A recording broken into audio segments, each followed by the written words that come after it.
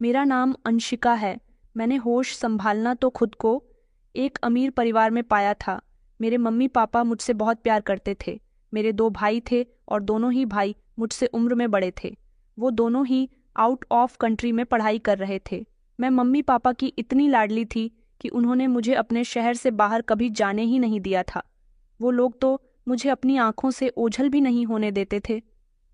छुट्टियों में मेरे दोनों भाई घर पर आ जाते थे। बड़े भाई की पढ़ाई पूरी हुई तो वो पापा का बिजनेस संभालने लगे थे, जबकि छोटे भाई की पढ़ाई अभी भी जारी थी। बचपन से लेकर जवान होने तक का सफ़र मेरे अपने घर में मेरा बहुत अच्छा गुजरा था। लेकिन अब एक वक्त ऐसा आ चुका था जो हमारे लिए बहुत कड़ा समय था। मेरी मम्मी को कैंसर जैसी बड़ी बीमारी हो गई थी, जिसके बारे में हमें अभी कुछ समय पहले ही पता चला था। मम्मी बहुत ज़्यादा बीमार रहने लगी थी। उनका इलाज चल रहा था, मगर डॉक्टर ने कहा था कि उनकी बीमारी लास्ट स्टेज पर आ गई है और इनका इलाज अब पॉसिबल नहीं है। इसीलिए आप लोगों को उनकी सेवा करनी होगी, इनका ख्याल रखना होगा। उनकी ज़िंदगी के कुछ दिन ही बाकी रह गए हैं जिसमें आप उनकी सेवा कर सकते हैं। हम लोग बहुत परेशान हो गए थे। मैं अपनी मम्मी के बिना नहीं रह सकती थी। मेरे छोटे भैया भी घर आ गए थे और हम सब लोग मिलकर मम्मी का बहुत ख्याल रखते थे। मगर ना जाने क्यों अपने अंतिम समय में मम्मी बार बार मुझसे यही कह रही थीं कि मेरे जाने के बाद अपना ख्याल रखना एक सच्चाई है जो शायद तुम्हें मेरे जाने के बाद पता चलेगी। मम्मी की तबीयत इतनी खराब थी कि उनके मुंह से निकले हुए शव बहुत घबराए हुए थे। वो जो भी बोल रही थी कुछ भी साफ सुनाई नहीं दे रहा था, मगर उनके ये शब्द मैं साफ साफ सुन चुकी थी। मैं उनसे उनकी ऐसी बातों का मतलब पूछती तो पापा कहते कि बेटा, अपनी मम्मी को ज्यादा बातों में मत उलझाओ, उनसे ज्यादा बात मत करो। पापा मुझे वहां से टाल दिया करते थे। लाख कोशिशों के बावजूद भी कुछ दिनों तक ही मम्मी जिंदा रह सकी थी। एक सुबह मम्मी को जब हमने जगाने की कोशिश की तो उनकी आंख नहीं खुली और फिर पूरा घर चीखों से गूंज उठा था। हम सब लोग बुरी तरह से रो रहे थे। मेरी मम्मी के सारे रिश्तेदारों को और मेरे पापा के बीच सारे रिश्तेदारों को मम्मी की मौत की खबर दे दी गई थी। सब लोग उनकी अंतिम क्रिया में आ गए थे। मेरा तो रो रो कर बुरा हाल हो रहा था। मम्मी का अंतिम संस्कार हो चुका था। हमारे घर में ढेर सारे मेहमान आए हुए थे। मुझे अपना थोड़ा होश आया तो मैं कुछ संभली थी, मगर इस बीच मैंने कुछ ऐसा देखा था जिसे देखकर मेरे होश उड़ गए थे। मेरे ही नहीं बल्कि मेरे दोनों भाई भी हैरान थे।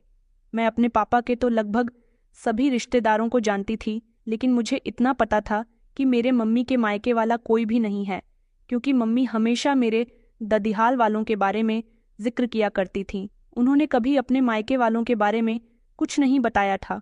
उन्होंने एक बार मुझे बताया था कि मेरे माता पिता बचपन में ही मर गए थे। मेरा कोई भाई नहीं था। मैं अपने माता पिता की इकलौती बेटी थी, लेकिन हमारे घर में एक परिवार ऐसा आया हुआ था जिसके बारे में पापा दोनों भाइयों को बता रहे थे कि ये तुम्हारी आंटी है और ये गांव से आई हुई है। पापा तो हम तीनों भाई बहन को आंटी के परिवार से मिलवा रहे थे, मगर मेरी नज़र उसके ऊपर टिक्की हुई थी जिनकी शक्ल बिल्कुल मुझसे मिलती थी। हमारे यहाँ आने वाले बाकी के मेहमान भी उसे ही देख रहे थे। वो बहुत घबरा रही थी, जिसका हुलिया भी मुझसे बहुत अलग था, मगर शक्ल बिल्कुल मेरे जैसी ही थी। ये कौन थी? मैं अपने पापा को चौंक कर देख रही थी। मेरे दोनों भाई मुझे कमरे में जाने के लिए कहने लगे, मगर मैं ऐसे कैसे जा सकती थी? मुझे मेरे सारे सवालों का जवाब चाहिए था, मगर मेरे दोनों भाई मुझे वहां से कमरे में ले आए थे। पापा भी थोड़ी देर के बाद कमरे में आ गए थे। मैंने पापा से कहा, पापा आखिर ये सब कुछ क्या हो रहा है? मम्मी की एक बहन भी है, ये बात तो मैं नहीं जानती थी। न कभी आप में से किसी ने मुझे इस बारे में बताया था। और वो लड़की, वो उनके साथ जो लड़की आई है, वो हूबहू मेरे जैसी क्यों दिखती है? पापा कहने लगे कि बेटा, तुम शांत हो जाओ, मैं तुम्हें तुम्हारे सारे सवालों के जवाब दूंगा। मैं जानता था कि एक ना एक दिन तुम्हारे सामने सच्चाई खुलकर आ ही जाएगी। दरअसल वो लड़की जो बिल्कुल तुम्हारे जैसी दिखती है, वो कोई और नहीं बल्कि तुम्हारी सगी बहन है, और तुम्हारी मम्मी और मैं तुम्हारे सगे माता पिता नहीं हैं, बल्कि बाहर जो लोग मौजूद हैं वही तुम्हारा अपना परिवार है। पापा के मुंह से ऐसे शब्द सुनकर तो मेरे होश उड़ गए थे। मैंने कहा, ऐसा कैसे हो सकता है? ऐसा नहीं हो सकता। एक तो मेरी मम्मी की मौत, ऊपर से पापा के कहे हुए शब्द मेरा दिल चीर कर निकाल रहे थे।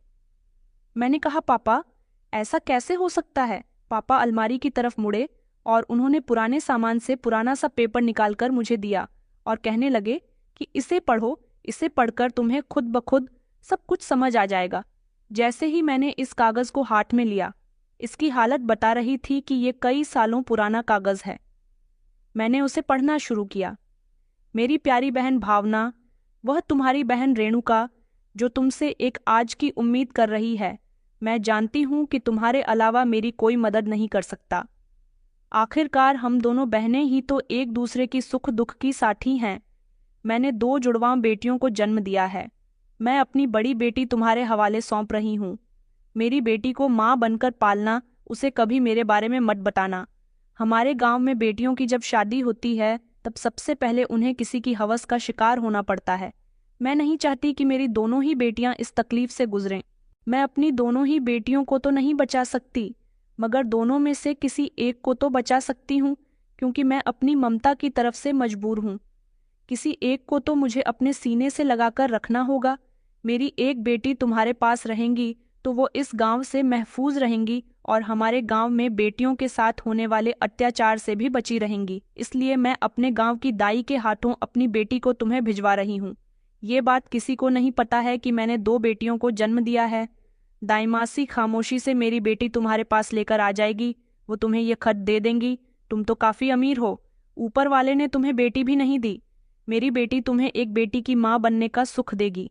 बस मेरी तुमसे एक गुजारिश है कि दाई मासी को कुछ पैसे दे देना, क्योंकि मैंने दाई मासी को कहा है कि वो पैसों की खातिर तो मेरी बेटी को शहर ले जाएं।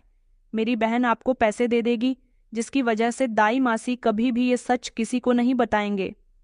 तुम्हारी लाडली बहन रेणुका। वो लेटर पढ़ने के बाद मेरी आंखों में आंसू आ गए थे। पापा कहने लगे, उस रात जब वो औरत तुम्हें अपनी गोद में लेकर हमारे घर के दरवाजे पर आई थी तो उसने हमें ये खत दिया था। ये खत पढ़कर तुम्हारी मम्मी ने फौरन ही तुम्हें अपनी गोद में ले लिया था और उस दाएं को उसकी रकम देकर भेज दिया था। बाहर जो लोग बैठे हुए हैं वो तुम्हारे माता पिता हैं और उनके साथ जो लड़की है वो तुम्हारी सगी बहन है। तुम्हें याद है, बीमारी के अंतिम दिनों में तुम्हारी मम्मी तुमसे यही कहती थी कि मेरे जाने के बाद तुम्हें एक सच पता चलेगा।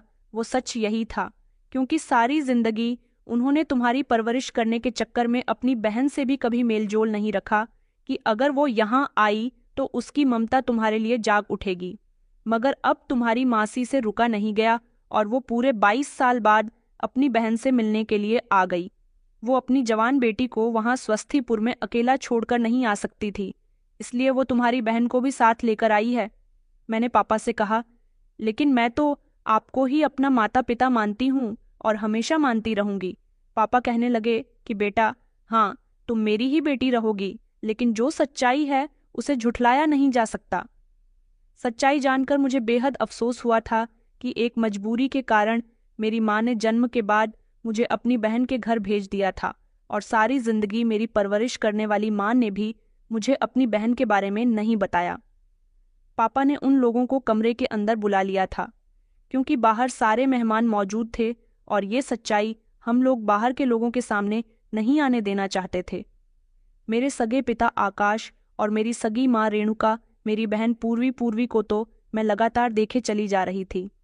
मैंने हमेशा जुड़वा लड़के लड़कियों के बारे में सुना था, मगर आज पहली बार अपनी आंखों के सामने मैं अपनी जुड़वा बहन को देख रही थी।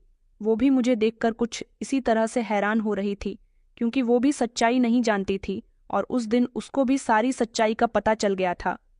मेरी सगी माँ ने मेरे सगी पिता से भी ये बात छुपा कर रखी थी कि उस रात उन्होंने 2 बेटियों को जन्म दिया था। मेरे सगे पिता को ये बात बुरी नहीं लगी कि उनकी पत्नी ने इतने सालों से इतनी बड़ी सच्चाई छुपा कर रखी, बल्कि उन्हें खुशी हो रही थी कि अगर उनकी 2 बेटियां थीं तो एक बेटी यहाँ शहर में पली बढ़ी और सही सलामत है।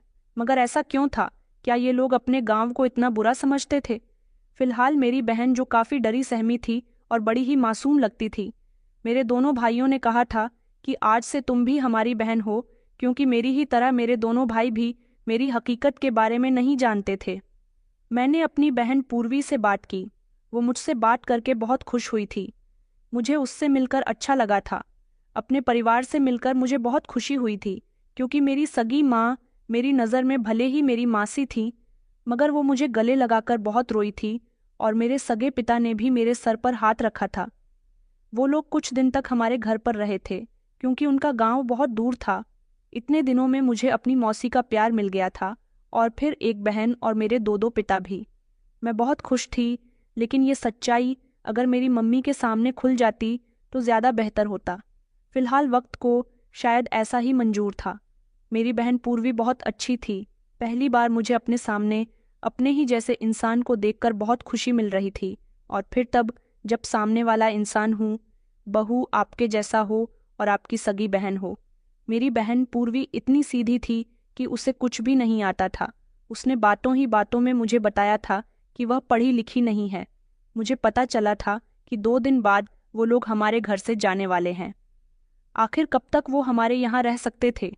एक ना एक दिन तो उन्हें अपने घर वापस जाना ही था, लेकिन मुझे अपनी बहन की बहुत याद आती, इसलिए मैंने पूर्वी को एक मोबाइल खरीद कर दे दिया था और कहा था कि तुम इससे मुझसे बात करती रहना, वो मुझे बड़ी होने के नाते दीदी कहकर बुला रही थी। तब मुझे बहुत अच्छा लग रहा था, मगर उसने कहा कि दीदी मुझे मोबाइल चलाना नहीं आता। मैं तो हैरान रह गई थी। मैंने कहा, तुमसे मोबाइल इस्तेमाल करना नहीं आता? आजकल तो बच्चा बच्चा मोबाइल इस्तेमाल कर रहा है। तो वो कहने लगी कि हाँ, मोबाइल तो पापा के पास है और वैसे भी मैं तो ज़्यादातर घर में ही रहती हूँ। पापा काम पर होते हैं, इसलिए मोबाइल अपने साथ लेकर जाते हैं। मैंने कहा कि तुमने एजुकेशन पर ध्यान क्यों नहीं दिया?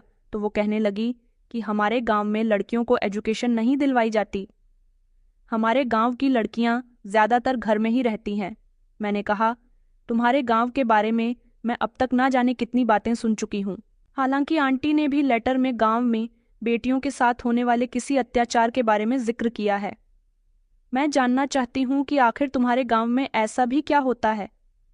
अभी हम लोग इस बारे में बात कर ही रहे थे कि इतनी ही देर में आंटी आ गई और कहने लगी कि बेटा, क्या बातें हो रही हैं तुम दोनों के बीच। फिर मैंने आंटी से ही डायरेक्टली पूछ लिया कि आपने मम्मी को जो लेटर लिखकर दिया था, उसमें गांव में होने वाले लड़कियों के साथ अत्याचार के बारे में कोई बात थी? आखिर आपके गांव में लड़कियों के साथ ऐसा भी क्या अत्याचार होता है? मेरी बात सुनकर आंटी के चेहरे पर उदासी छा गई थी। उन्होंने कहा, बेटा, अब हमारे जाने का समय हो रहा है। हमें चलना चाहिए। हमें तुम्हारी बहुत याद आएगी। मेरी बहन ने मेरी बेटी को बिल्कुल अपने जैसे ही संस्कार दिए हैं। तुम बहुत अच्छी हो, मुझे तुम्हारी बहुत याद आएगी। मैं उनके गले लग गई थी और वो मेरे गले लगकर रोने लगी थी। मैंने कहा, देखिए आंटी, मैं आपको अपनी आंटी कहती हूँ, मतलब मासी, इसलिए आप मेरी मासी ही रहेंगी। मेरी माँ तो मेरी मम्मी ही थी। बुरा मत मानना, क्योंकि मैं उनको ही अपनी सगी माँ मानती हूँ। मम्मी कहने लगी कि कोई बात नहीं बेटा, मेरी बहन की बेटी और मेरी बेटी अलग अलग नहीं है। वो लोग अपने गांव जाने की तैयारी करने लगे थे। मैंने पूर्वी से कहा था कि मैंने तुम्हें मोबाइल दिया है तो मुझसे बात करती रहना। मैंने तुम्हें मोबाइल थोड़ा बहुत चलाना तो सीखा ही दिया है ना? वो कहने लगी कि जी दीदी, मुझे आपकी सिखाई हुई एक एक चीज़ अच्छी तरह से याद है। पापा ने उन लोगों के लिए गाड़ी तैयार करवा दी थी और ड्राइवर से कहा था कि वो उनको उनके गांव तक ही छोड़कर आए, जबकि मेरे अंकल मना भी कर रहे थे। अंकल जी भी मुझसे बहुत प्यार कर रहे थे, मुझे बार बार आशीर्वाद दे रहे थे। मैंने उनसे कहा था कि मैं एक दिन आप लोगों के गांव ज़रूर आऊंगी। मेरी ये बात सुनते ही उनके चेहरे पर उदासी छा गई थी और उन्होंने फौरन ही हमसे कहा कि बेटा, कभी भी हमारे गांव आने की गलती मत करना, वरना अच्छा नहीं होगा। मैं उनकी बात सुनकर चौंक गई। भला वो ऐसा क्यों कह रहे थे? उन्होंने मेरे पापा से कहा था कि आपको अंशिका का बहुत बहुत ख्याल रखना है और उसे कभी भी हमारे गांव नहीं आने देना। मैंने कहा, आप लोग ऐसा क्यों कह रहे हो? अब तो मुझे सब कुछ पता चल गया कि आप भी मेरा परिवार हो। उन्होंने कहा, बेटा, अभी तुम पूरी बात के बारे में नहीं जानती। हम तुम्हारे आगे हाथ जोड़ते हैं, कभी भी हमारे गांव आने की गलती मत करना। उसके बाद उन लोगों ने हमसे नजरें भी नहीं मिलाईं और वो लोग गाड़ी में बैठकर वहां से रवाना हो गए। मैं तो उनके अंदाज देखते ही रह गई थी। वो लोग हमारे घर से चले गए तो जिंदगी अपने रूटीन पर आ गई थी। मैं मम्मी को भले ही नहीं भुला पा रही थी, लेकिन मरने वाले इंसान को सिर्फ याद किया जा सकता है, उसकी खातिर सब कुछ छोड़ा नहीं जा सकता। गांव जाने के बाद अंकल और आंटी ने तो मुझसे कोई केन अटैक नहीं किया था, लेकिन पूर्व मुझे नहीं भूली थी। उसने पहुंचते ही मुझे फ़ोन किया था और बताया था कि गांव आने के बाद माँ पिताजी बहुत रोए थे। उन्हें अफसोस हो रहा था कि उन्होंने आपको गांव आने से क्यों मना किया। मैंने उससे कहा कि अच्छा, चलो ये बात छोड़ो, मैं चाहती हूँ कि तुम एजुकेटेड बनो। वो कहने लगी, आप भी क्या पढ़ाई कर रही हो? मैंने कहा कि मैं इंजीनियरिंग की पढ़ाई कर रही हूँ। वो कहने लगी कि आप शहर की लड़कियों के तो मज़े ही मज़े हैं, हमारे गांव में तो लड़कियों को खुलकर हंसने भी नहीं दिया जाता। मैंने कहा, मेरी तमन्ना है तुम्हारे गांव ज़रूर आने की, क्योंकि जितनी बातें तुम और तुम्हारे मम्मी पापा मुझे गांव के बारे में बता चुके हैं, उससे तो मुझे यही लगता है कि तुम्हारा गांव सच में बहुत इंटरेस्टेड है, कि तुम्हारा गांव सच में बहुत इंटरेस्टिंग है। पूर्वी मेरी ऐसी बातों पर बहुत हंसती थी। मेरी हर रोज़ पूर्वी से बात होती थी। मैंने अपनी फ्रेंड्स को अपनी बहन के बारे में बताया तो वो लोग भी सुनकर हैरान रह गई थीं। कहने लगी, क्या सच में तुम्हारी जुड़वां बहन है? उन लोगों को पूर्वी से मिलने की तमन्ना होने लगी थी। मैंने पूर्वी से कहा भी था कि तुम इस बार शहर आओगी तो मैं तुम्हारी मुलाकात अपने दोस्तों से करवाऊंगी। पूर्वी कहती थी कि गांव में मेरी भी बहुत सारी सहेलियां हैं। आप कभी हमारे गांव आओगी तो मैं आपकी मुलाकात अपनी सहेलियों से करवाऊंगी। मगर आप मेरे गांव कैसे आ सकती हो? आपका यहाँ आना तो मना है। मैंने कहा, चलो कोई बात नहीं। मेरी एक दोस्त, जो मेरी सबसे पक्की दोस्त थी, अर्पिता, वो डीएसपी बनने की तैयारी कर रही थी। मुझे तो पढ़ने लिखने का इतना शौक नहीं था, लेकिन मेरी सारी ही फ्रेंड्स किसी न किसी काबिल बन गई थीं। उन दिनों मेरे एग्ज़ाम्स चल रहे थे और एग्ज़ाम्स के दौरान मेरी बातचीत पूर्वी से नहीं हो पा रही थी। जैसे ही मुझे फुर्सत मिली, मैंने फ़ौरन ही पूर्वी को फ़ोन लगाया था। मैंने कहा, पूर्वी, तुम कहाँ हो? आजकल मुझे फ़ोन भी नहीं करती हो। पूर्वी कहने लगी कि दीदी, मैं बहुत उदास हूँ। मैंने कहा, क्यों? तुम क्यों उदास हो? तो वो कहने लगी कि दरअसल गांव में मेरी एक दोस्त है, ऋतु। ऋतु की शादी होने जा रही है। मैंने कहा, ये तो बहुत अच्छी बात है। तुम्हारी सहेली की शादी होने जा रही है, तो इसमें तुम उदास क्यों हो? क्या वो शादी के बाद कहीं दूर शिफ्ट होने वाली है? पूर्वी कहने लगी कि नहीं, वो कहीं दूर तो शिफ्ट नहीं हो रही, वो हमारे गांव में ही रहेंगी। लेकिन हमारे गांव की लड़कियों की शादी इतनी आसानी से नहीं होती। मैंने कहा, क्या मतलब है तुम्हारा? वो कहने लगी, मेरी सहेली ऋतु बहुत परेशान है। जैसे जैसे उसकी शादी के दिन करीब आ रहे हैं, वैसे वैसे ही उसका और उसके परिवार वालों का रो रो कर बुरा हाल हो चुका है। उसकी बात सुनकर मैं हैरान रह गई थी। मैंने कहा, शादी होने जा रही है तो इसमें रोने वाली क्या बात है? पूर्वी ने मुझे बताया कि हमारे गांव में जब भी किसी लड़की की शादी होती है तो उसके साथ बहुत गलत होता है। गलत होने से मतलब है कि पिछले 46 साल पहले गांव का एक सरपंच हुआ करता था। वह सरपंच बहुत ही दबंग आदमी था। उसको गांव की लड़कियां बहुत पसंद थीं, इसलिए स्वस्थीपुर में जिस भी लड़की की शादी होती थी, वह लड़की की शादी की रस्म होने से पहले ही उसे उसके घर से उठवा लिया करता था और खुद उसके साथ सुहागरात मनाया करता था। कोई भी अगर उसका विरोध करने की कोशिश करता या अपनी बेटियों को बचाने की कोशिश करता, तो वो लड़की के साथ साथ उसके पूरे परिवार को गांव की चौक में बांधकर इतनी बुरी तरह से पीटता था कि देखने वाले लोगों के रोंगटे खड़े हो जाते थे और किसी की इतनी हिम्मत नहीं होती थी कि वो उसका विरोध कर सके। गांव के सारे ही लोग उस सरपंच से बहुत डरते थे। मैंने कहा, ये बात तो पिछले 46 साल पुरानी है। अब तक तो तुम्हारे गांव का सरपंच जिंदा भी नहीं होगा, तो फिर अब किस बात का डर है? पूर्वी ने मुझे बताया कि सरपंच तो मर चुका है, मगर उसकी पीढ़ी तो अभी तक चलती आ रही है। सरपंच के बेटे ने भी गांव की लड़कियों के साथ यही सब कुछ किया, और फिर जब चरण सिंह का बेटा ध्रुव सिंह के जवान होने के बाद उसे सरपंच की गद्दी सौंप दी गई, तो वो भी यही सब कुछ कर रहा है। सरपंच की पूरी पीढ़ी गांव की लड़कियों की इज्जत के साथ खेलती आ रही है। हमारे गांव में बेटियों की शादी पर दहशत का माहौल छा जाता है। बस मेरी दोस्त इसी वजह से परेशान है कि उसकी शादी वाले दिन भी सरपंच जी के घर से सूचना आएगी, और सूचना के मुताबिक दुल्हन को शादी करने से पहले सरपंच जी के घर जाना होगा और सरपंच के साथ सुहागरात मनानी होगी। अगर ऋतु ने ऐसा नहीं किया तो ऋतु और उसके परिवार को गांव की चौक में बांधकर बुरी तरह से पीटा जाएगा, और इतनी बुरी तरह से पीटा जाएगा कि उनकी जान चली जाएगी। अब तक ये लोग ना जाने कितने लोगों की हत्या कर चुके हैं। गांव के सभी लोगों को लगभग अपनी जान प्यारी है, इसलिए कोई भी कुछ नहीं कर सकता। पूर्वी मायूसी भरी आवाज में कहने लगी कि एक दिन मेरे साथ भी ऐसा ही होगा।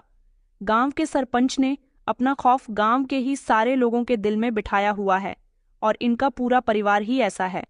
मैंने कहा, अभी तो तुम्हारी शादी नहीं हो रही, इसलिए तुम्हें इस बारे में बात नहीं करनी चाहिए और अपनी सहेली से भी कहना कि उसे और उसके परिवार को पुलिस के पास जाना चाहिए, गांव के सरपंच के खिलाफ कंप्लेंट दर्ज करानी चाहिए।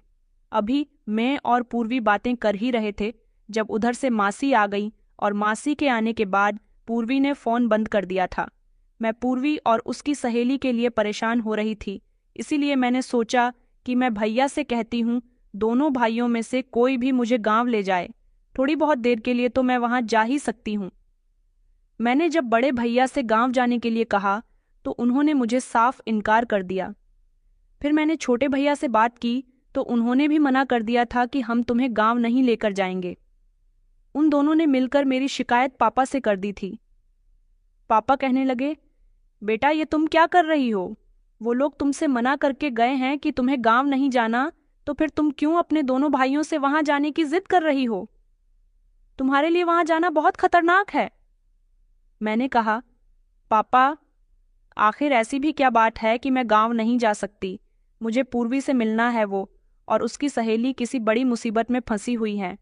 पापा कहने लगे कि वो किसी मुसीबत में फंसी हुई नहीं है और अगर उन पर कोई मुसीबत आई भी तो वो लोग खुद उसे हैंडल कर लेंगे।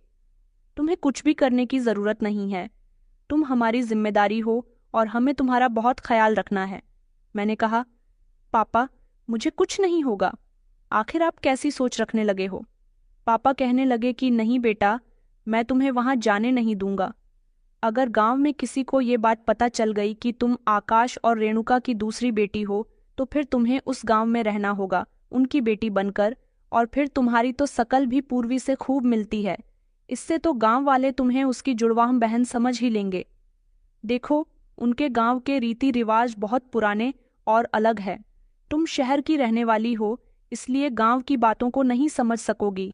स्वस्थीपुर कोई ऐसा वैसा गांव नहीं है, बल्कि बहुत ही खतरनाक गांव है। वहां के लोगों की सोच बहुत अलग है। वहां जाकर तुम बहुत बड़ी मुसीबत में फंस सकती हो और मैं नहीं चाहता कि मेरी बेटी किसी मुसीबत में फंसे। पापा मेरी इस हरकत से नाराज हो गए थे, इसलिए मैं खामोश हो गई थी। मेरी बातचीत अभी भी लगातार पूर्वी से हो रही थी। इधर मेरी पढ़ाई पूरी हो चुकी थी। पापा चाहते थे कि अब मेरी शादी कर दें, मगर मैं अभी शादी नहीं करना चाहती थी। पापा ने कहा था कि तुम पूर्वी से बड़ी हो। पूर्वी के माता पिता का मेरे पास फ़ोन आया था। उनका कहना था कि सबसे पहले तुम्हारी शादी होनी चाहिए, तुम्हारी शादी के बाद ही वो पूर्वी की शादी भी कर देंगे। मैंने कहा, लेकिन पूर्वी की शादी वो लोग ऐसे कैसे कर सकते हैं? उस गांव में तो लड़कियों की जब शादी होती है तो उनके साथ बहुत बुरा होता है। पापा कहने लगे, बेटा ऐसा तो एक ना एक दिन होना ही है। मुझे पूर्वी से ज्यादा तुम्हारी फिक्र होने लगी है।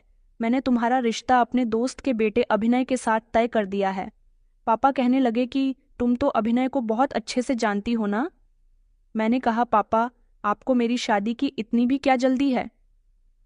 मगर पापा ने मेरी एक न सुनी और मेरा रिश्ता अभिनय के साथ तय कर दिया था। उधर मुझे पूर्वी ने फ़ोन किया और वो फूट फूट कर रोने लगी। मैं उसके रोने से घबरा गई थी। मैंने कहा, तुम क्यों रो रही हो? पूर्वी कहने लगी कि दीदी मेरी शादी होने जा रही है और मैं शादी नहीं करना चाहती। मैंने आपको बताया था ना कि हमारे गांव में लड़कियों के साथ क्या क्या होता है।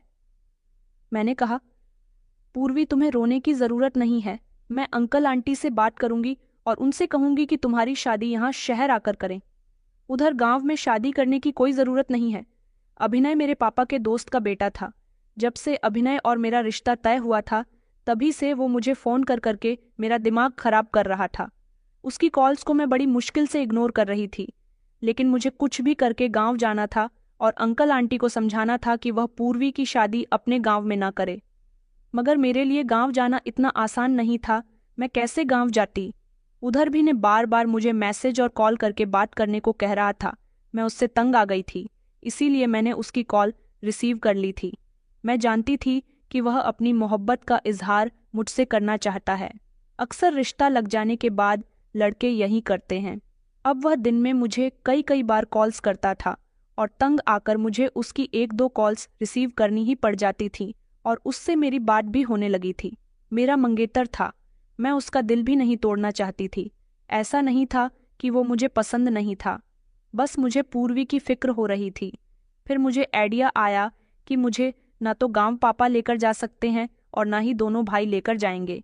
एक अभिनय ही था जो मेरी मदद कर सकता था। मैंने अभिनय से कहा कि हम दोनों मिल सकते हैं, तो वो कहने लगा कि हाँ हाँ बताओ, कहाँ मिलना है, मैं तो तुमसे मिलने के लिए तैयार हूँ। मैंने कहा तो ठीक है, अभी और इसी समय अपनी गाड़ी लेकर आ जाओ। उस समय शाम के 6 बज रहे थे। मैंने पूर्वी को फोन करके गांव का एड्रेस ले लिया था। गांव बहुत दूर था। मैंने अभिनय को गांव का एड्रेस बता दिया था। मैं उससे जैसा जैसा कहती वो लगातार वैसा ही कर रहा था। अभिनय कहने लगा कि तुम मुझे इतनी दूर कहाँ लेकर जा रही हो, क्या हम लोग इतनी दूर मीटिंग करने वाले हैं? मैंने कहा, मेरी खातिर तो तुम कहीं भी जाने के लिए तैयार हो सकते हो ना, तो इसलिए खामोशी से गाड़ी चलाते रहो।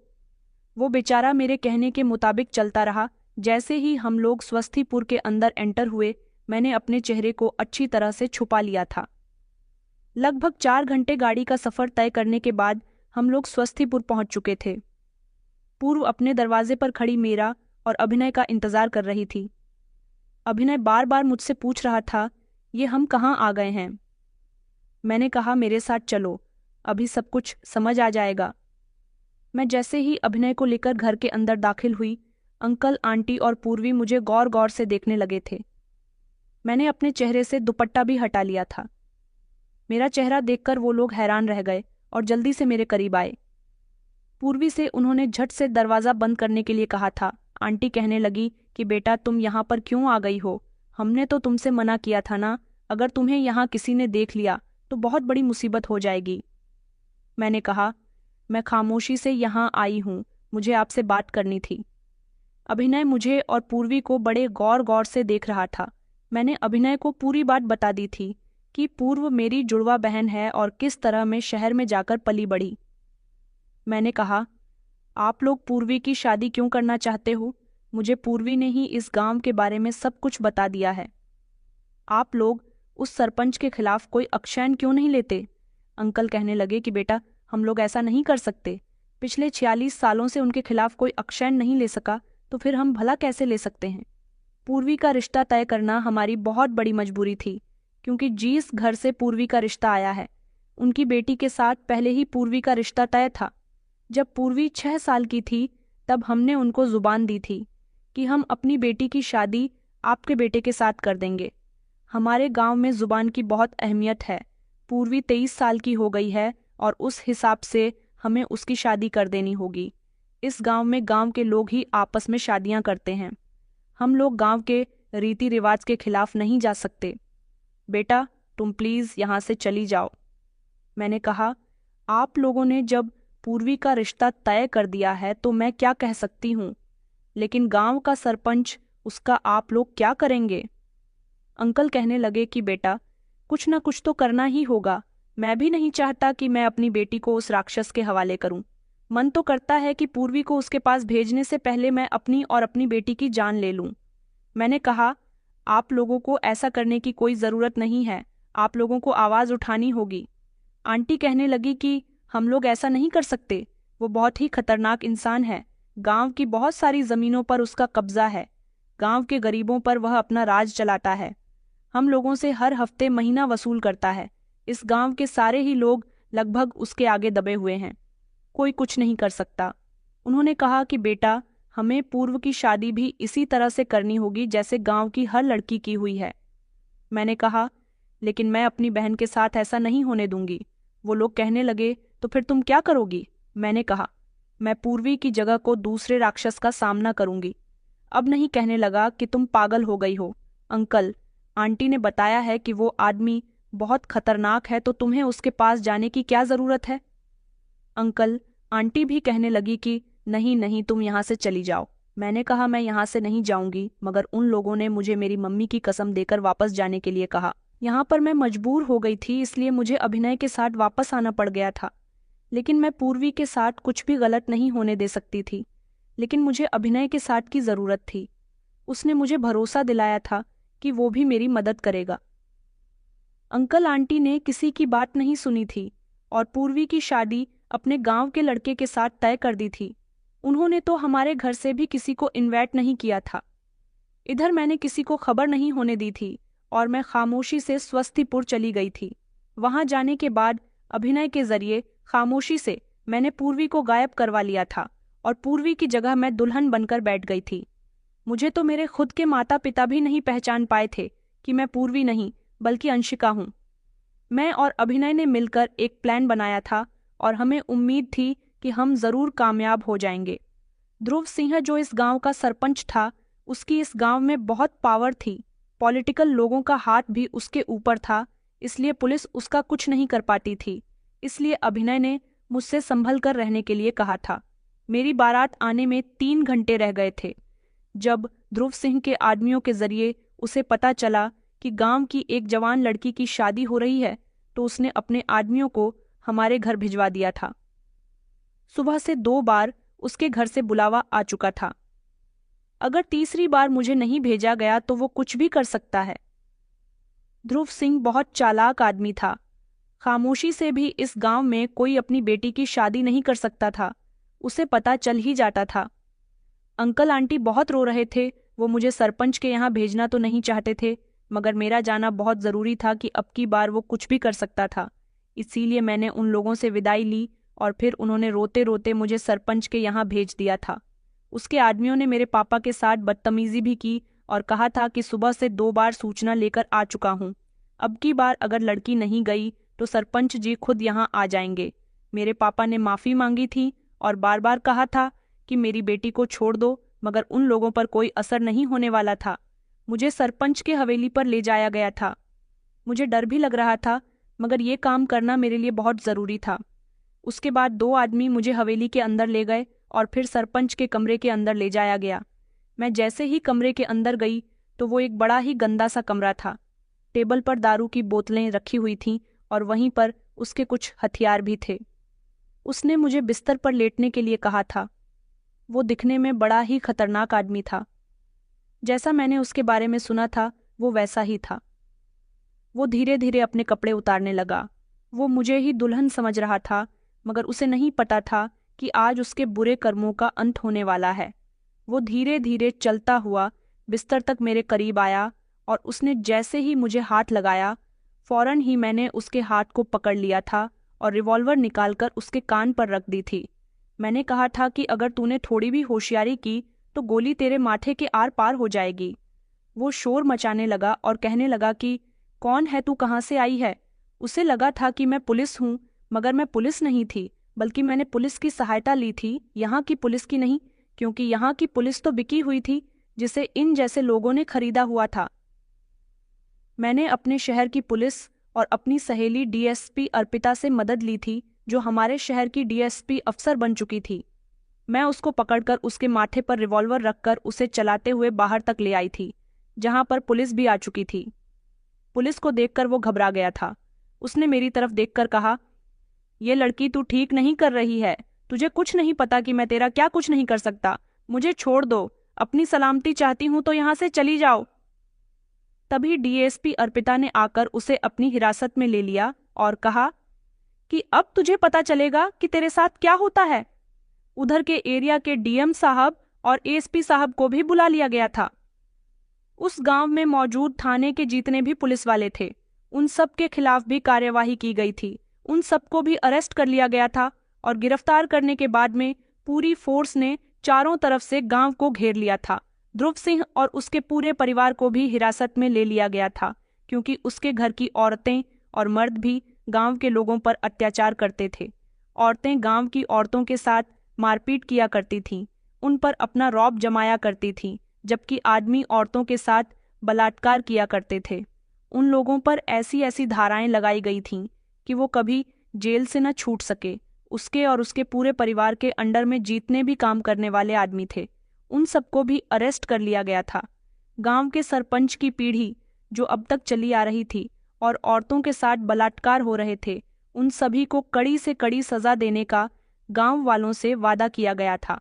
ध्रुव सिंह को अरेस्ट करना कोई आसान काम नहीं रहा था, क्योंकि अगर 1 मिनट की भी देरी हो जाती तो शायद वो मेरी जान पर हमला भी कर सकता था, क्योंकि अब तक वो और उसका परिवार और उसके बुजुर्ग काफ़ी सारे लोगों की जान ले चुके थे। फौरन सबको गिरफ्तार करके तुरंत उनके खिलाफ मुकदमा दर्ज किया गया और उनको जेल भेज दिया गया था। और फिर कोर्ट से आदेश लेने के बाद उसकी हवेली को भी तुरंत गिरवा दिया गया था, क्योंकि इसके बाप दादा शुरू से ही गांव की जमीनों पर कब्जा करके बैठे थे। जिन जिन लोगों की जमीनों पर उन्होंने कब्जा किया था वो सारी ही जमीनें गांव के लोगों को वापस दे दी गई थीं। उनके पकड़े जाने से गांव में खुशी की लहर दौड़ गई थी।